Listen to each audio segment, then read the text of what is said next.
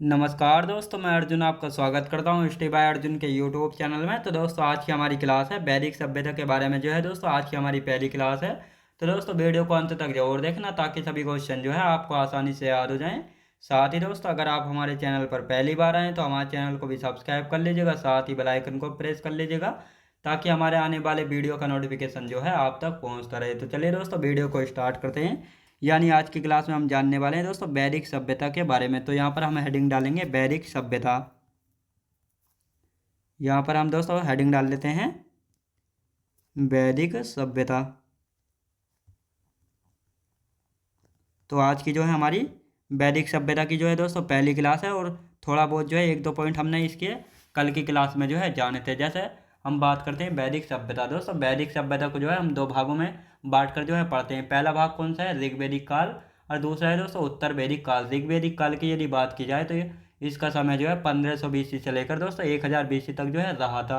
और इस काल में जो है यानी जो ऋग्वैदिक काल है इसमें जो है हम ऋग्वेद के बारे में अच्छे से पढ़ेंगे। और यदि उत्तर वैदिक काल की बात करते हैं तो उत्तर वैदिक काल का समय जो है 1000 BC से लेकर 500 BC तक जो है रहा था। और इस काल में जो हम तीन वेदों के बारे में जानेंगे, सामवेद, यजुर्वेद और अथर्ववेद के बारे में जो है अच्छे से जानेंगे। और हमने जाना था जो ये वैदिक सभ्यता है ये जो है इसको किसने बसाया था? तो माना जाता है इसको जो है आर्यों के द्वारा जो है बसाया गया था। किसके द्वारा दोस्तों? आर्यों के द्वारा जो है बसाया गया था। जिसमें हमने जाना था आर्य का अर्थ होता है कुलीन यानी श्रेष्ठ। और ये जो वैदिक सभ्यता थी ये किस प्रकार की दोस्तों? ग्रामीण थी या शहरी थी? ये भी मैंने कल आपको बताया था। तो जो वैदिक सभ्यता थी ये जो एक ग्रामीण सभ्यता थी। और यहाँ की भाषा कैसी थी? तो यहाँ की भाषा थी दोस्तों संस्कृत भाषा थी। तो आज की क्लास में हम जानने वाले हैं आर्यों का आगमन, आर्य जो है कहाँ कहाँ से आए थे, और कुछ विद्वानों के जो है अलग अलग मत हैं। तो इन विद्वानों के बारे में जानेंगे किसका मत जो है कहाँ है। जैसे मैक्स मूलर का मत था दोस्तों यानी मध्य एशिया से आए थे। यानी मैक्स मूलर ने कहा था कि आर्य कहाँ से आए थे? मध्य एशिया से आए थे। एडवर्ड मेयर का कहना था दोस्तों पामीर के पठार से आए थे। पेन का हट का कहना था जर्मनी से आए थे। दयानंद सरस्वती जी ने कहा था तिब्बत से आए थे। गाइल्स ने कहा था हंगरी से आए थे। बाल गंगाधर तिलक के द्वारा कहा गया था उत्तरी ध्रुव से आए थे। तो यहाँ पर इस प्रकार क्वेश्चन पूछा जाता है कि किसने कहा था कि आर्य जो है उत्तरी ध्रुव से आए थे? तो आपको पता होना चाहिए आर्य उत्तरी ध्रुव से आए थे ये किसने कहा था? बाल गंगाधर तिलक जी के द्वारा जो है कहा गया था। तो यहाँ पर अभी लिखना स्टार्ट करते हैं। तो यहाँ पर हम बात करते हैं आर्यों का आगमन। यहाँ पर हेडिंग डाल लेते हैं दोस्तों आर्यों का आगमन। आर्यों का आर्यों के आगमन की यदि बात की जाए तो आर्यों का आगमन हम देखने वाले हैं। तो आप लिखेंगे सबसे पहले मैक्स मूलर।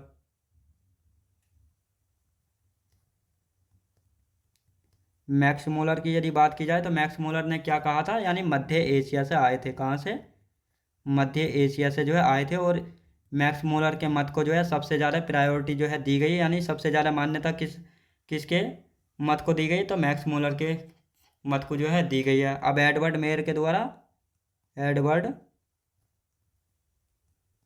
ने कहाँ से बताया था? एडवर्ड मेयर ने बताया था पामीर के पठार से आए थे। कहाँ से? पामीर के पठार से जो है आए थे। अब आते हैं दोस्तों पेन का हर्ट। पेन का पेन का हर्ट ने क्या कहा था? कहाँ से आए थे? जर्मनी से आए थे। कहाँ से दोस्तों? जर्मनी से आए थे। और मैक्स मूलर भी कहाँ का था? ये भी आपको याद रखना। मैक्स मूलर भी तो है। मैक्स मूलर जो है कहाँ का था? जर्मनी का था। याद रखें दोस्तों कहाँ का था? जर्मनी का था। दयानंद सरस्वती ने क्या कहा था? दयानंद दयानंद सरस्वती जी ने कहा था कहाँ से आए थे? ये आए थे तिब्बत से। ये आए थे दोस्तों कहाँ से आए थे? ये आए थे तिब्बत से। ये कहा था दयानंद सरस्वती जी के द्वारा। गाइल्स ने क्या कहा था? गाइल्स ने कहा था कहाँ से आए थे? हंगरी से आए थे। कहाँ से आए थे दोस्तों? हंगरी से आए थे। ये कहा था गाइल्स ने। अब देखते हैं दोस्तों किसके बारे में? बाल गंगाधर तिलक जी के बारे में। बाल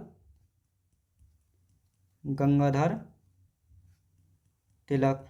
बाल गंगाधर तिलक ने क्या कहा था? कहाँ से आए थे ये? उत्तरी ध्रुव से आए थे। कहाँ से दोस्तों? उत्तरी ध्रुव से आए थे। तो अब यहाँ पर देखते हैं दोस्तों इनका एक बार रिवीजन करेंगे।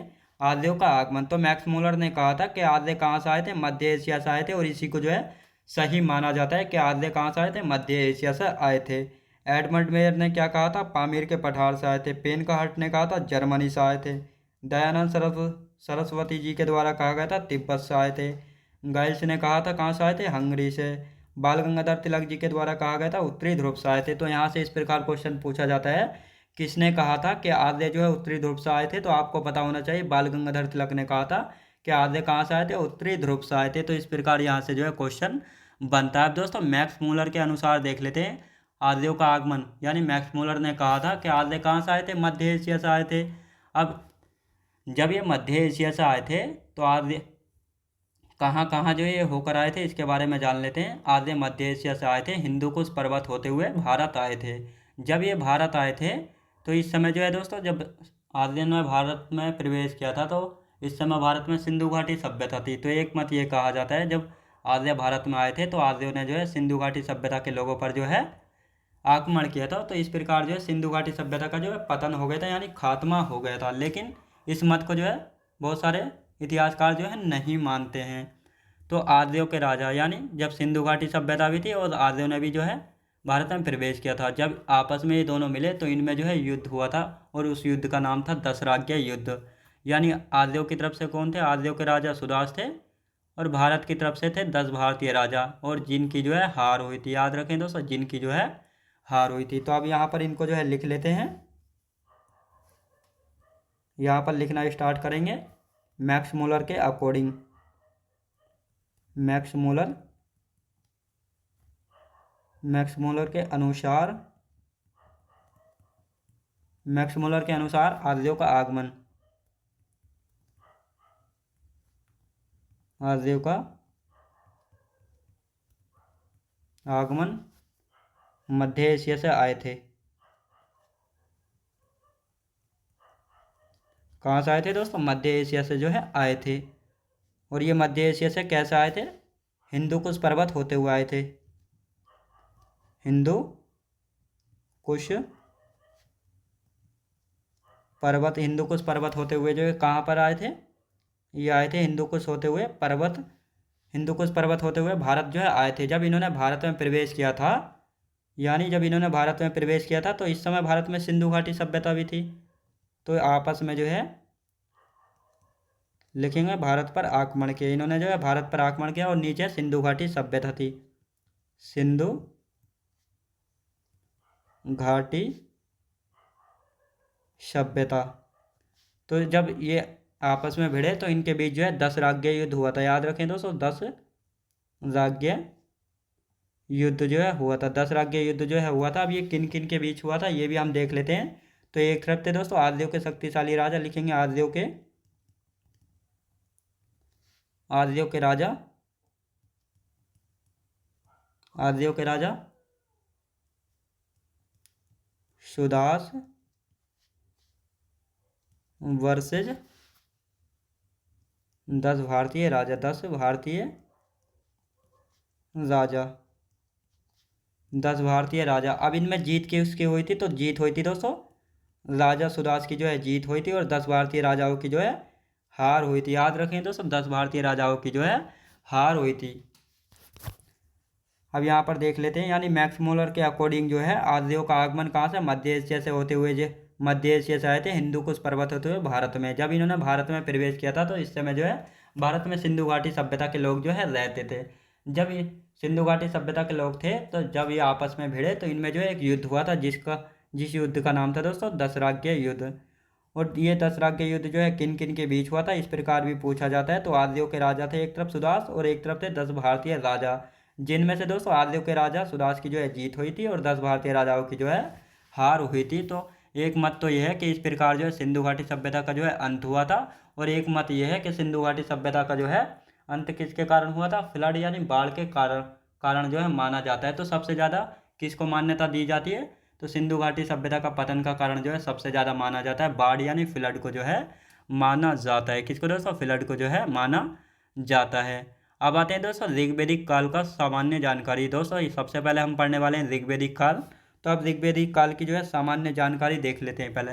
जैसे ग्रामीण संस्कृति थी, पशुपालन आधारित राजतंत्रीय थी। याद रखेंगे, यानी जो ऋग्वेदिक काल की सामान्य जानकारी इसकी हम बात करते हैं तो यहाँ पर जो ये ग्रामीण संस्कृति थी यहाँ पर जो है पशुपालन आधारित संस्कृति थी और यहाँ पर जो है राजतंत्र चलता था। राजतंत्र मतलब यहाँ पर क्या होता था कि राजा का बेटा ही जो है राजा बनता था। इस प्रकार की ये ग्रामीण संस्कृति यानी ग्रामीण सभ्यता थी। और यहाँ का मुख्य व्यवसाय यानी यहाँ के लोग जो है इनका मुख्य व्यवसाय क्या था, पशुपालन था और कृषि आधारित थी, यानी कृषि करते थे और पशुपालन जो है करते थे। यहाँ के लोग जो है शाकाहारी व मांसाहारी दोनों थे और यहाँ पर जो है 4 वर्ग रहते थे। कौन कौन से थे? पुरोहित, योद्धा, व्यापारी और श्रमिक। कौन कौन से? पुरोहित, योद्धा, व्यापारी और श्रमिक। यहाँ के समाज की यदि बात की जाए तो यहाँ का समाज कैसा था? यहाँ का समाज था दोस्तों पितृसत्तात्मक, यानी सिंधु घाटी सभ्यता का समाज कैसा था? मातृ सत्तात्मक था, यानी उस समय जो है बड़े फैसले लेने का अधिकार माता को होता था।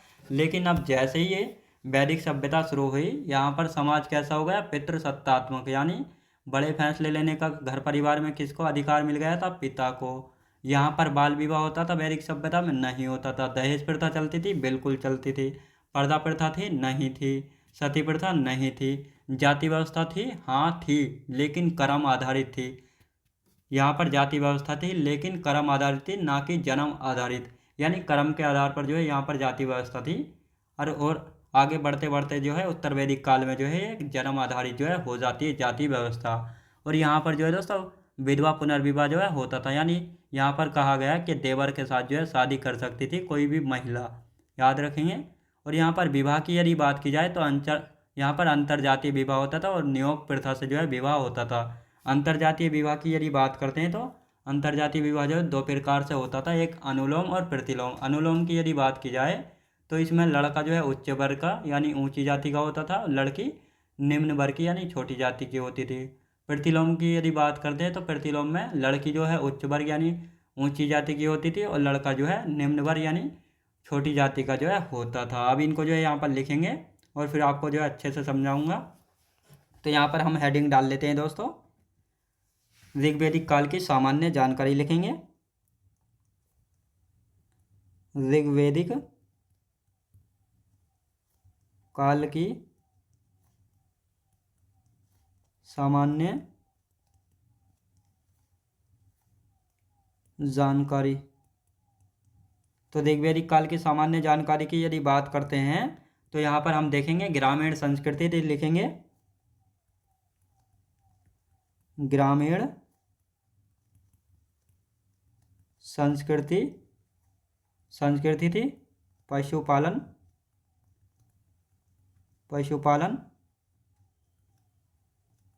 आधारित एवं राजतंत्रीय थी।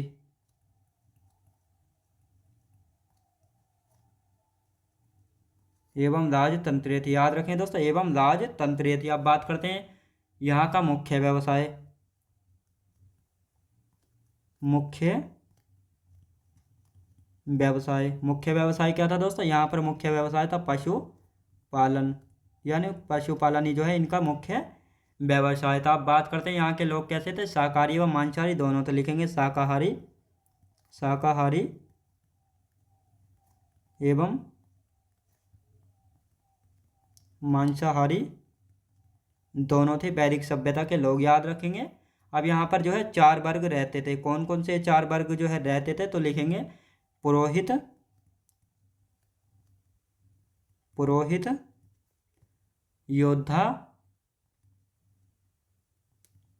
योद्धा, व्यापारी और श्रमिक। तो ये 4 वर्ग जो है कहाँ पर रहते थे? ये 4 वर्ग रहते थे वैदिक सभ्यता में, याद रखेंगे।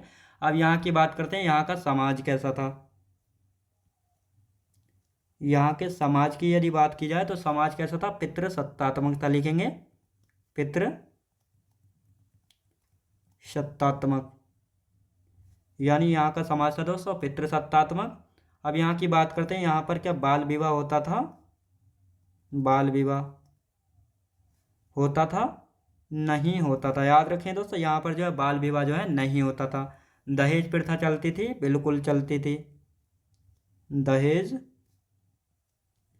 प्रथा की यदि बात की जाए कि यहाँ पर दहेज प्रथा चलती थी, बिल्कुल यहाँ पर जो है दहेज प्रथा चलती थी। अब यहाँ पर बात करते हैं पर्दा प्रथा की। पर्दा पर्दा प्रथा चलती थी, नहीं चलती थी। याद रखें दोस्तों, यहाँ पर जो है पर्दा प्रथा जो है नहीं चलती थी। यहाँ पर बात करते हैं सती प्रथा की। सती प्रथा की यदि बात की जाए तो वैदिक सभ्यता में सती प्रथा चलती थी तो नहीं चलती थी। याद रखें दोस्तों, नहीं चलती थी। अब यहाँ पर बात करते हैं जाति व्यवस्था की। क्या यहाँ पर जाति व्यवस्था होती थी? हाँ बिल्कुल थी, लिखेंगे जाति व्यवस्था। जाति, यहाँ पर जो है जाति व्यवस्था थी, हाँ थी, बिल्कुल थी यहाँ पे जाति व्यवस्था, हाँ थी, लेकिन कर्म आधारित थी, लिखेंगे लेकिन कर्म आधारित। यहाँ पर जाति व्यवस्था जो है कर्म आधारित थी। और इसके बाद आते हैं दोस्तों, विधवा पुनर्विवाह हो जाता था, लिखेंगे विधवा पुनर्विवाह। विधवा पुनर्विवाह जो है यहाँ पर हो जाता था, यानी देवर के साथ जो है शादी कर सकती थी, देवर के साथ शादी कर सकती थी। याद रखें दोस्तों, देवर के साथ जो है शादी कर सकती थी। अब यहाँ की बात की जाए तो यहाँ पर विवाह कैसे होता था? यहाँ पर अंतरजातीय विवाह और नियोग प्रथा से जो है विवाह होता था, लिखेंगे यहाँ पर विवाह की यदि बात करते हैं तो यहाँ पर विवाह किस प्रकार होता था? विवाह यहाँ पर दो प्रकार से होता था। एक तो होता था दोस्तों अंतरजातीय विवाह, अंतर जातीय विवाह, अंतरजातीय विवाह। और एक होती थी दोस्तों नियोग प्रथा, नियोग प्रथा। अब देखेंगे दोस्तों, अंतरजातीय विवाह ये दो प्रकार से जो है किया जाता था। किस किस प्रकार से जो है ये किया जाता था, तो इसको देखेंगे। एक होता था दोस्तों अनुलोम, अनुलोम, अनुलोम की यदि बात की जाए तो इसमें क्या होता था? इसमें लड़का जो है क्या होता था? उच्च वर्ग का होता था, उच्च वर्ग का जो है होता था।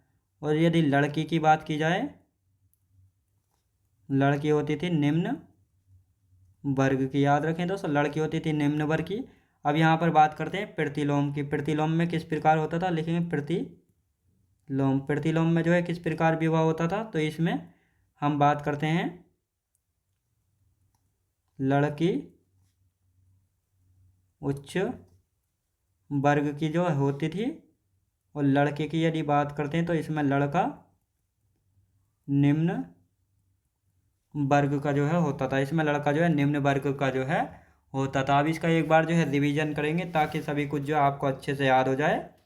हम यहाँ पर बात करते हैं ऋग्वैदिक काल की सामान्य जानकारी की। यहाँ पर ग्रामीण संस्कृति थी, यहाँ पर पशुपालन आधारित थी, ये राजतंत्र थी। राजतंत्र का मतलब होता है जहाँ पर राजा का बेटा ही जो है अगला राजा जो है बनेगा। यहाँ के मुख्य व्यवसाय की यदि बात करते हैं तो इनका मुख्य व्यवसाय क्या था? पशुपालन था। यहाँ के लोग कैसे थे? शाकाहारी एवं मांसाहारी दोनों थे। यहाँ पर जो है चार वर्ग रहते थे, पुरोहित, योद्धा, व्यापारी और श्रमिक। यहाँ का समाज कैसा था दोस्तों? यहाँ का समाज था पितृसत्तात्मक, यानी बड़े फैसले लेने का अधिकार जो है किसको प्राप्त था? पिता को जो है प्राप्त था। इस समय बाल विवाह होता था? नहीं होता था। दहेज प्रथा चलती थी? बिल्कुल दहेज प्रथा चलती थी। पर्दा प्रथा थी? नहीं थी। याद रखेंगे। सती प्रथा थी? नहीं थी। और जाति व्यवस्था थी? जाति व्यवस्था थी, बिल्कुल थी, लेकिन कर्म के आधार पर थी, जन्म के आधार पर जो है उत्तर वैदिक काल में होगी, ये भी आपको मैं बताऊंगा आगे। और यहाँ पर विधवा जो है पुनर्विवाह कर सकती थी, केवल देवर के साथ जो है शादी कर सकती थी विधवा। याद रखेंगे। यहाँ पर विवाह जो है अंतरजातीय विवाह होता था। जैसे अनुलोम के प्रकार से इसमें लड़का जो है उच्च वर्ग का होता था और लड़की जो है निम्न वर्ग की। प्रतिलोम के अनुसार लड़की उच्च वर्ग यानी बड़ी जाति की होती थी और लड़का जो है छोटी जाति यानी निम्न वर्ग का जो है होता था लड़का। याद रखें दोस्तों प्रतिलोम में। अब बात करते हैं ऋग्वैदिक काल की राजनीतिक व्यवस्था, यानी जो ऋग्वैदिक काल की राजनीतिक व्यवस्था की यदि हम बात करते हैं तो यहाँ पर जो है आर्यों का पंचजन भी जो है इसको कहा जाता है। जैसे कुल, यहाँ पर हम कुल से ग्राम बने, ग्राम से विश्व, विश्व से जन, जन से राष्ट्र, इस प्रकार जो है हम इसको जानेंगे। तो यहाँ पर कुल का अर्थ होता है दोस्तों परिवार।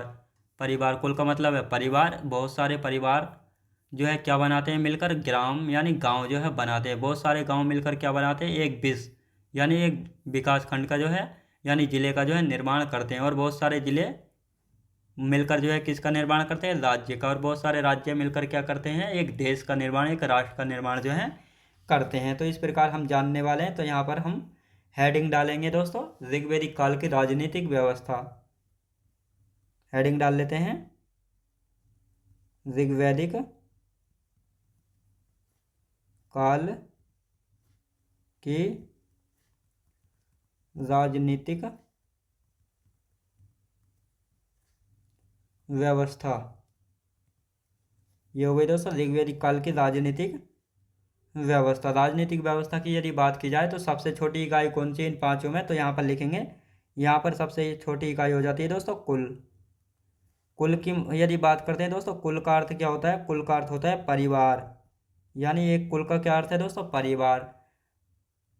और दोस्तों इसका प्रमुख कौन होता था, यानी कुल यानी एक परिवार का प्रमुख यानी मुखिया कौन होता था, तो इसका होता था कुलपा। याद रखें दोस्तों, कुलपा जो है इस इसका जो है क्या होता था, कुलपा जो है इसका क्या होता था, मुखिया जो है होता था। बहुत सारे कुल यानी बहुत सारे परिवार मिलकर जो है क्या बनाते हैं, ग्राम यानी गांव का निर्माण करते हैं। किसका दोस्तों, गांव यानी ग्राम का जो है निर्माण करते हैं। और ग्राम का प्रमुख कौन होता था, ग्राम का प्रमुख यानी चीफ कौन होता था, ग्रामीणी। याद रखें दोस्तों, ग्रामीणी। पूछा जाता है ग्राम का प्रमुख कौन है, ग्रामीणी। याद रखेंगे दोस्तों। अब बहुत सारे ग्राम यानी गांव मिलकर क्या बनाते हैं, विश। याद रखें दोस्तों, क्या बनाते हैं, विश।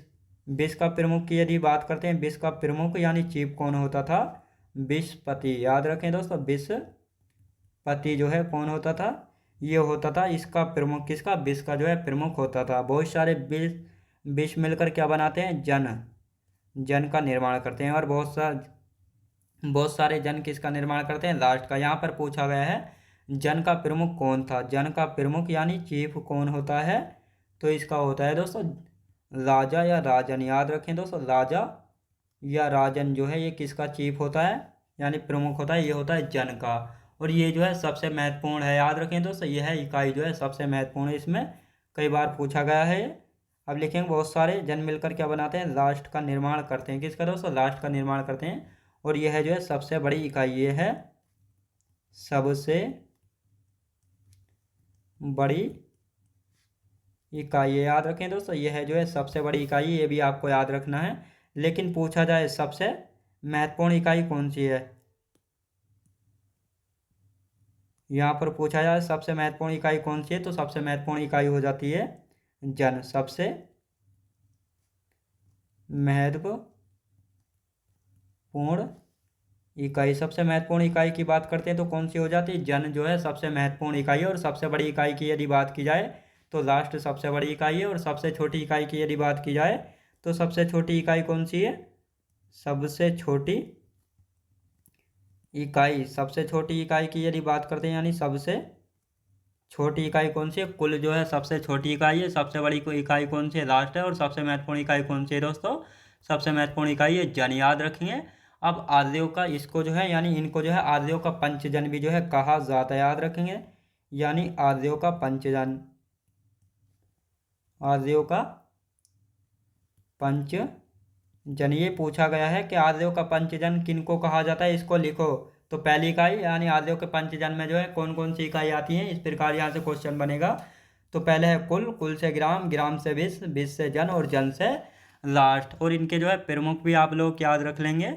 अब यहाँ पर बात आती है दोस्तों, यानी पुष्प। यानी पुष्प से जो है क्या बनता है, जैसे पुष्प, पुष्प को कहते हैं दुर्गपति। याद रखें दोस्तों, यानी कुछ शब्द हैं जैसे पुष्प, पुष्प का क्या अर्थ होता है, दुर्गपति। दुर्गपति यानी जो दुर्ग होते हैं उनका चीफ जो है होता है। स्पष्ट यानी गुप्तचर यानी जासूस। बृहस्पति गोचर भूमि का अधिकारी यानी जो गाय को चराने का स्थान होता है, यानी बड़े बड़े घास के मैदान होते हैं जहाँ पर गायों को चराने के लिए लेकर जाया जाता है, तो उसकी जो भूमि होती है उनका अधिकारी को बृहस्पति जो कहते हैं। भाग दो की यदि बात की जाए, राजस्व यानी टैक्स एकत्रित करने वाले के बाद, टैक्स यानी कर एकत्रित करने वाला अधिकारी को भाग दो जो है कहते थे। उग्र की यदि बात की जाए तो अपराधियों को पकड़ने वाला अधिकारी जो होता था उसको क्या कहा है, उग्र जो है कहा गया है। यव की यदि बात की जाए तो यव का अर्थ है दोस्तों जौ। गोधूम किसको कहते थे, गेहूं को जो है गोधूम जो है कहा जाता है। किसको दोस्तों, गोधूम। व्रीहि चावल या धान को जो है व्रीहि कहा गया है। उर्वरता कृषि भूमि को जो है उर्वरता कहा गया है।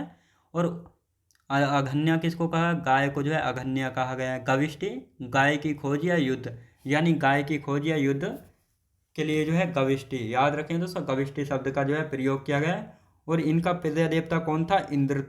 इनका प्रिय पशु घोड़ा। बापता, नाई के लिए प्रयोग किया गया शब्द है करब। खाद्य पदार्थ के लिए जो है करब शब्द का जो है प्रयोग किया गया है। धनब, मरुस्थल के लिए। परावा, समुद्र के लिए। पेय पदार्थ, सोमरस। और वस्त्र के लिए ऊनी या सूत्री। ऊनी या सूती याद रखेंगे। अब यहाँ पर जो है एक एक करके इनको जो है लिख लेते हैं यहाँ पे। पुष्प, ताकि आपको अच्छे से जो है याद हो जाए। यहाँ पर लिखेंगे पुष्प। पुष्प की यदि बात की जाए तो दुर्गपति को कहते हैं, याद रखें दोस्तों, दुर्गपति यानी दुर्गपति। जो दुर्ग का रक्षक होता है उसको दुर्गपति जो है कहा जाता है। स्पष्ट की यदि बात की जाए, स्पष्ट, स्पष्ट यानी गुप्तचर। गुप्तचर तो आपको पता ही होगा, जासूस। याद रखें दोस्तों, जासूस यानी राजा महाराजा लोग जो है अपने जासूस रखते थे अपनी खोज करवाने के लिए, ताकि कोई प्रजा में से जो है उनके खिलाफ कोई षड्यंत्र या साजिश जो है नहीं रच रहा है राजा को मारने के लिए। तो इस प्रकार जो है गुप्तचर यानी जासूस जो है रखते थे। अब यहाँ पर बात आती है विराजपति की, तो इसको भी जो है लिखेंगे विराजपति। विराजपति का क्या मतलब है, विराजपति यानी गोचर भूमि का रक्षक। लिखेंगे गोचर भूमि का रक्षक। गोचर भूमि का रक्षक या अधिकारी। गोचर भूमि का रक्षक या अधिकारी। जहाँ पर गाय जो है चरने जाती थी तो उसको जो है गोचर भूमि का अधिकारी जो है कहा जाता है। भाग 2, राजस्व कर एकत्रित करने वाला अधिकारी। भाग 2, राजस्व। राजस्व यानी टैक्स इकट्ठा करने वाला अधिकारी। राजस्व कर एकत्रित करने वाला अधिकारी। अब यहाँ पर बात करते हैं उग्र की। उग्र शब्द जो है किसके लिए प्रयोग किया गया, उग्र शब्द अपराधियों को पकड़ने वाला अधिकारी। अपराधियों को पकड़ने वाला अधिकारी। इसके बाद आता है दोस्तों यब। यब जो है किसके लिए प्रयोग किया गया, यब। यब की यदि बात की जाए तो जौ के लिए जो है यब शब्द का जो है प्रयोग किया गया। किसका दोस्तों, जौ के लिए यब। और ये बात आती है गोधूम के लिए। गोधूम, गोधूम के लिए। गोधूम जो है किसको कहा गया, गोधूम गेहूं को। याद रखें दोस्तों, गोधूम जो है किसको कहा गया, गेहूं को जो है गोधूम कहा गया। अब धान के लिए दोस्तों व्रीहि। याद रखेंगे, धान के लिए जो है कौन सा शब्द प्रयोग किया गया, धान या चावल के लिए व्रीहि। कौन सा दोस्तों, व्रीहि। अब इसके बाद आता है दोस्तों उर्वरता। याद रखें दोस्तों, उर्वरता। उर्वरता की यदि बात की जाए तो उर्वरता किसके लिए, कृषि भूमि को जो है उर्वरता कहा जाता था। याद रखें दोस्तों, यानी वैदिक काल में जो है उर्वरता किसको कहा जाता है, कृषि भूमि को जो है क्या कहा जाता था, उर्वरता जो है कहा जाता था। आप दोस्तों इसका एक बार रिवीजन करेंगे अच्छे से, ताकि सभी कुछ जो है आपको अच्छे से याद हो जाए। तो हम अब यहाँ पर बात करते हैं दोस्तों वैदिक यानी ऋग्वेदिक काल की राजनीतिक व्यवस्था देख लेते हैं। पहले यहाँ पर 5 इकाई होती थी। सबसे छोटी इकाई है दोस्तों कुल, यानी कुल का अर्थ होता है परिवार, और इसका प्रमुख यानी चीफ होता है कुलपा। और बहुत सारे गांव मिलकर क्या बनाते हैं, बहुत सारे परिवार मिलकर बनाते हैं दोस्तों, गांव का निर्माण करते हैं, और इसका प्रमुख होता है ग्रामीण। और बहुत सारे गांव मिलकर किसका निर्माण करते हैं, विश्व यानी जिले का जो है निर्माण करते हैं, जिसका प्रमुख यानी चीफ होता है विश्वपति।